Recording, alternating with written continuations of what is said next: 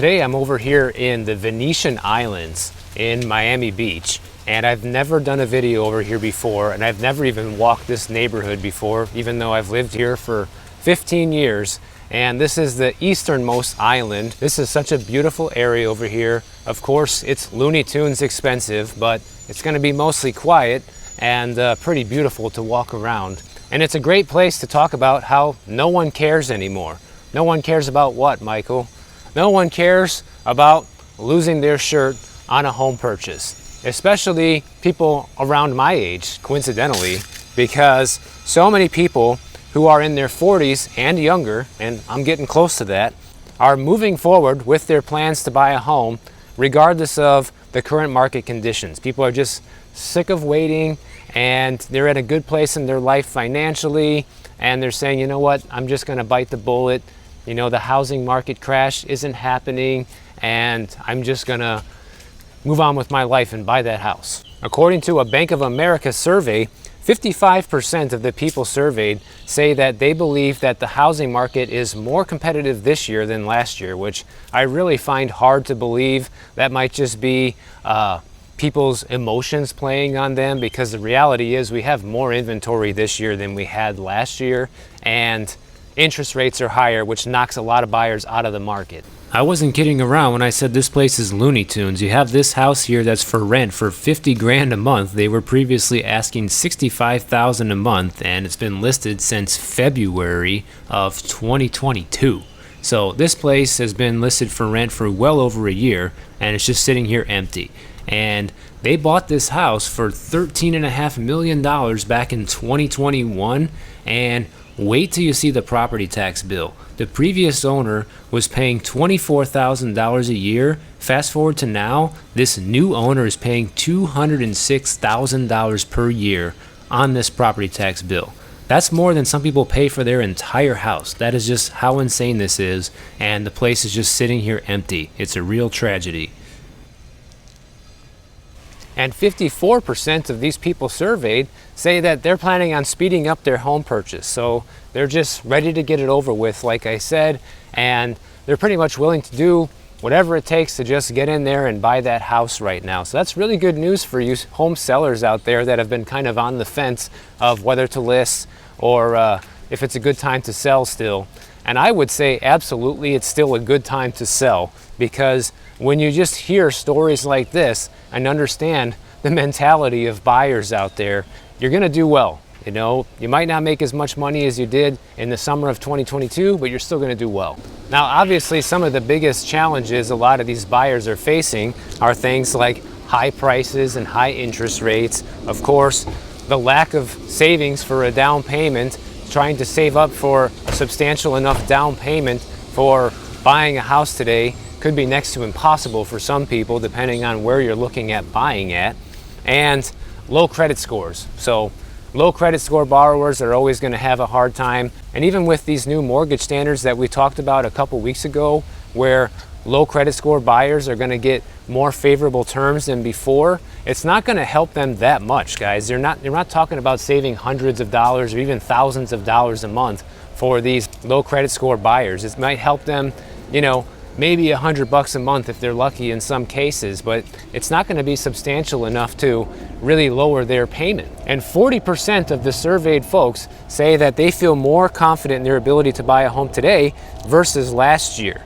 And 26% say they're less confident, and 28% say they feel about the same. So that's another reason that some of these people are just saying, screw it, you know, I'm just going to jump in, because they feel like it's easier to buy a house this year, which I agree. I think it is easier to buy a house this year.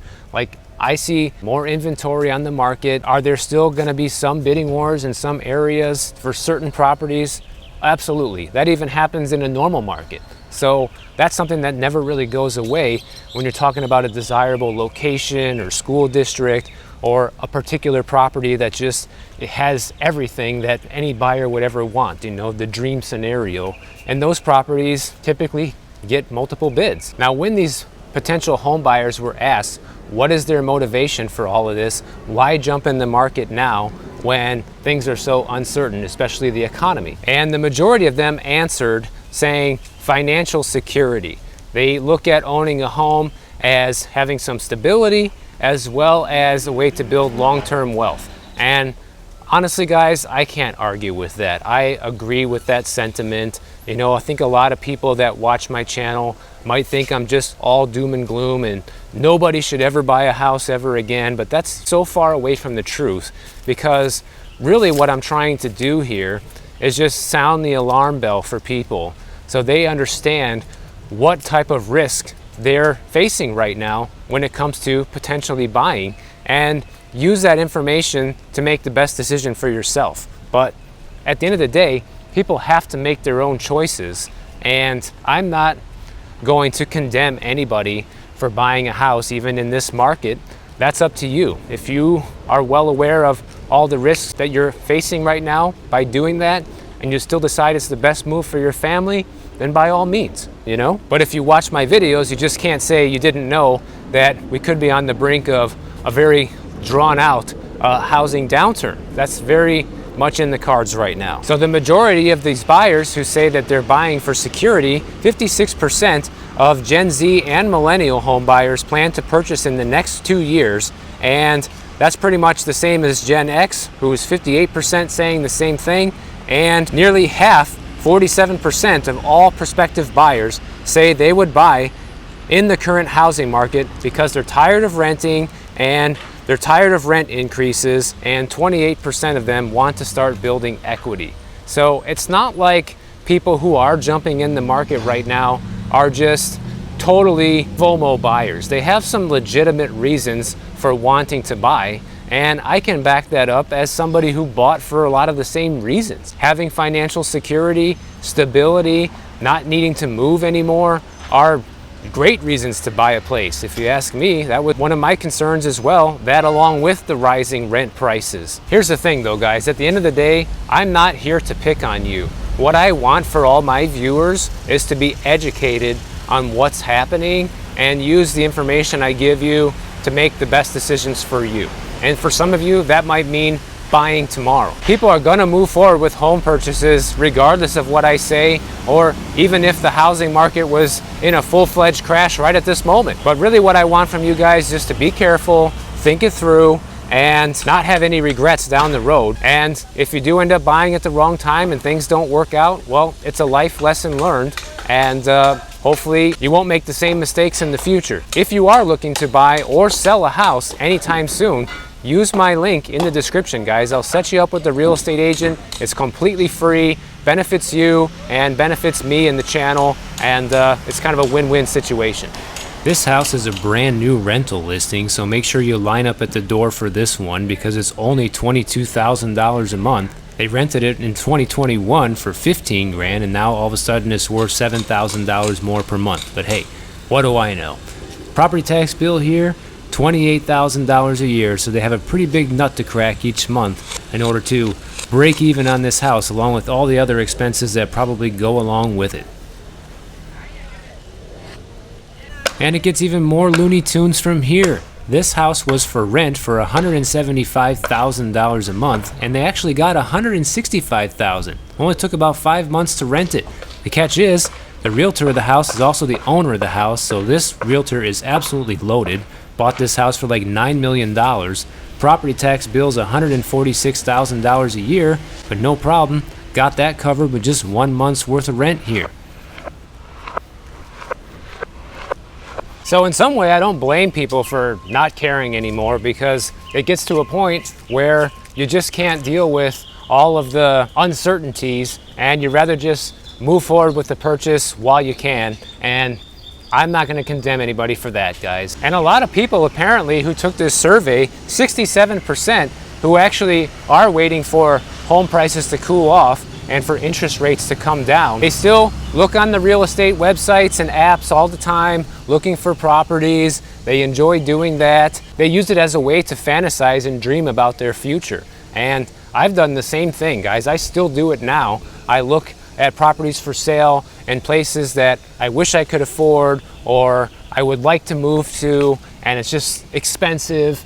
You know, I mean, I think that's kind of human nature when it comes to things like this. And a lot of people scroll through the properties also just to look at what you could potentially buy for their budget today. You know, how far does your money go under these circumstances, and trying to figure out what could be available to buy if I were to pull the trigger. So a lot of people are contemplating buying even if they're not going to do it tomorrow. I think this really does show you that there is a lot of pent-up demand for buying homes. The question becomes, though, to me, is how many people will do it or even can do it in this environment. And the reality is this recession is not going away. Things are going to continue to deteriorate. And even though people want to buy, how many people are going to be able to buy is a different story. Same thing with the sellers, like we talked about last week. How many people want to sell versus how many would need to sell in a pinch? That number is gigantic, guys, when you scale things up. And don't forget, if you're enjoying this video, to subscribe to the channel and give the video a quick like, guys. It really does help the channel. So if you enjoy my content, it helps the channel grow. And honestly, I started asking you guys this about a week ago, and I'll put up a screenshot here. It has made a big difference in my analytics, asking people just to subscribe in every video, which is something I just didn't do for a long time. And now that I'm doing it, it's making a huge difference. And thanks for everyone who's doing it. Appreciate it. And here's another way we know that things are not looking good right now for the overall economy, guys, especially when it comes to real estate. The default rates are rising for collateralized loan obligations, which are CLOs for short. What these are just mortgages that are packed into bonds and sold to investors.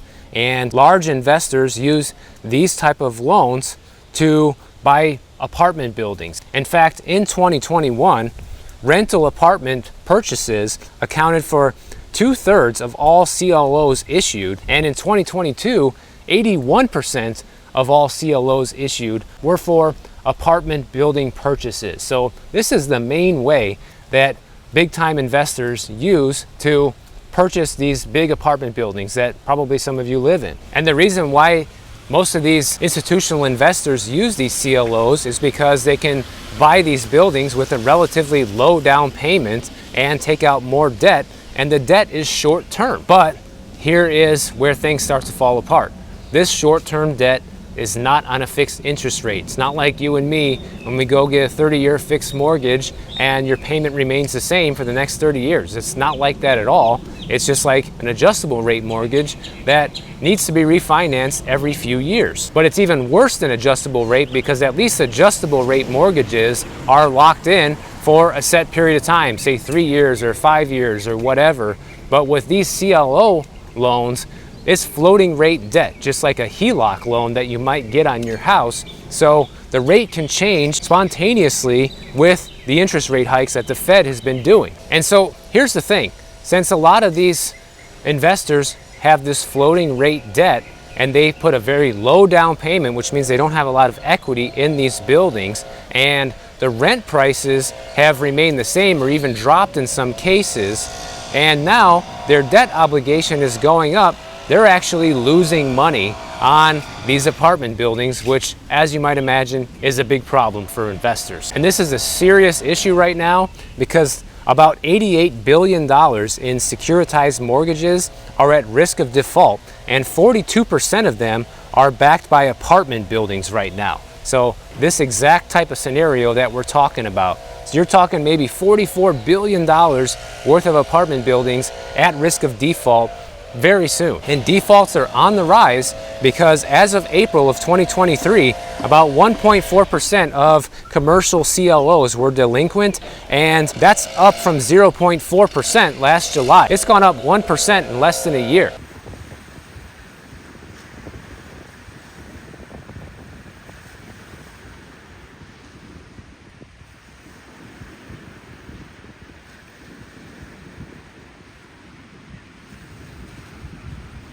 Now, going back to the original concept of this video earlier, how no one cares and people are just jumping into the market, I want to just leave you guys with a couple of things to think about if you are one of the people who's considering jumping into the market right now. First of all, before you buy somewhere, guys, make sure you fully understand how much it's going to cost you in terms of not just your mortgage payment, but also the expenses related with the house. Because one thing that a lot of people don't understand, it's until they buy, which by then it's too late, is just how much more expensive it is to buy a single family home in many cases versus renting one. In fact, the most recent data on this from John Burns Real Estate Consulting, they found out that owning a single family home costs on average $839 more per month than renting one. So you're talking, you might as well just round that to $1,000 a month. So even if your mortgage payment is lower than renting, you could still be looking at paying more each month because of all the other expenses related to owning a house. But on the flip side, obviously when you own the house, you are building equity and you do have more security in your life, providing you can continue making the mortgage payment. But just be ready to pay more because it is gonna cost more. And I can verify this as somebody who bought within the last year and a half or so. I bought in order to avoid having further rent increases, because if I'm gonna pay this much, I might as well own. That was my school of thought. And I don't regret my decision, but it does cost more, okay? I'm not gonna lie, it costs more. I also got a much bigger place than I had before. So like I explained in earlier videos, if I were to rent a place similar to the one I own now, it would cost more to rent than it does to own. The decision to buy was a simple one for me. But you might be looking at a different scenario because a lot of people like to weigh out, is it gonna be cheaper to own than to rent? But the reality is, once you look at the payment and say, all right, it's cheaper to buy, so I might as well buy instead of rent, but that mortgage payment that you're factoring in does not include, all the maintenance and surprise expenses that come up with the house, which is where this extra $839 a month comes from.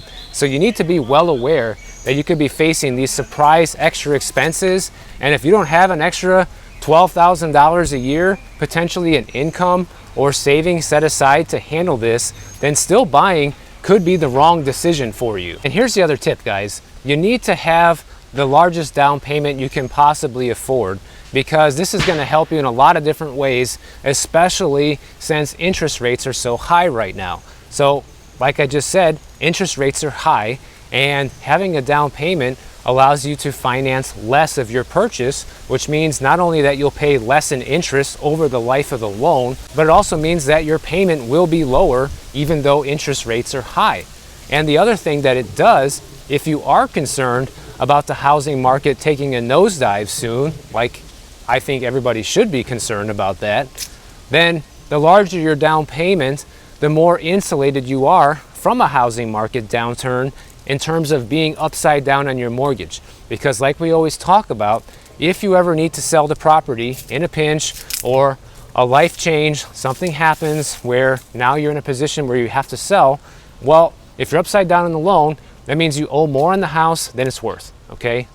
You never want to be in that position, because that means you're looking at foreclosure or short sale. Neither one of those is good for you. Not to mention, you're gonna lose all the money you sank into the house completely. You're not gonna get anything from this. So it's a real bad scenario for you. Another way to avoid that is by having a large down payment, because if you can put 20, 30% down on your home purchase, you're gonna be saving a ton of money on payments, interest, and it gives you that buffer. Well, if the market goes down by 10% or 15%, but you put 30% down, you're still going to have equity in your house versus somebody that only put a 5% down payment or 10% down payment who is now upside down on the house. So those are the best reasons why you should be putting a large down payment on the house as much as you can afford versus going for one of these low down payment FHA programs, anything like that. It's just not worth it in a time like this, guys. And another thing a lot of people just don't do is they just don't shop around for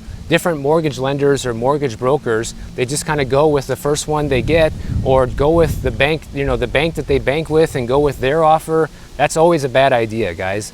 Get multiple quotes on financing, because especially right now that lenders are tightening up, the ones who are still lending are still going to want to give out loans to the most well-qualified borrowers. And since buyer demand has fallen off a cliff, those lenders are still going to be somewhat competitive amongst each other to give you the best deal and win your business. So you could be losing out on a lot of money by just not shopping around, which only takes a couple hours. And another thing that I just can't stress enough is finding the right real estate agent. You know, I've dealt with hundreds and hundreds of different agents being out there at showings and things like that over the years. And one thing I could never stand when it came to different realtors is how pushy they were with just the way they talked and just trying to convince their buyers that every house that they look at is the one for them, because they're just so desperate to make the deal, and they'll say anything to make it happen. If you have an agent like that, ditch them. Get someone else who is listening to your needs and your wants and is not rushing you to make a decision, okay? Because the reality is, more than half the buyers that I ever worked with throughout my entire career, they never bought a house. So it really sucked for me. It wasted a lot of my time, but I know a lot of those people appreciated that time and respected the fact that I wasn't just trying to push them into any property that we saw and just to make a commission, because it's a real dirtbag thing to do, and unfortunately this industry is full of them. That's why I tell people too to use my link to get a real estate agent, because you guys are getting somebody who has been vetted, has a lot of experience. And guys, if you use my link and you get a real estate agent that you don't like, you can email me and I'll get you set up with somebody else, because at the end of the day, I want people to be happy with using my services and feel comfortable during their home buying experience. So you need someone who's going to listen to you, understand your needs and your wants, not try to show you places that are too expensive, that are far beyond what you can afford, or convince you of different reasons of why you should buy this house versus the house you actually want to buy. At the end of the day, it's your decision, and the real estate agent is just there to help you facilitate the transaction and make sure you don't make any big mistakes. If you enjoyed this video, make sure you click the bell notification down below. YouTube will alert you every time I post a new video, and if you don't want to wait, check out my next one on the screen right over here, and I'll see you in the next one.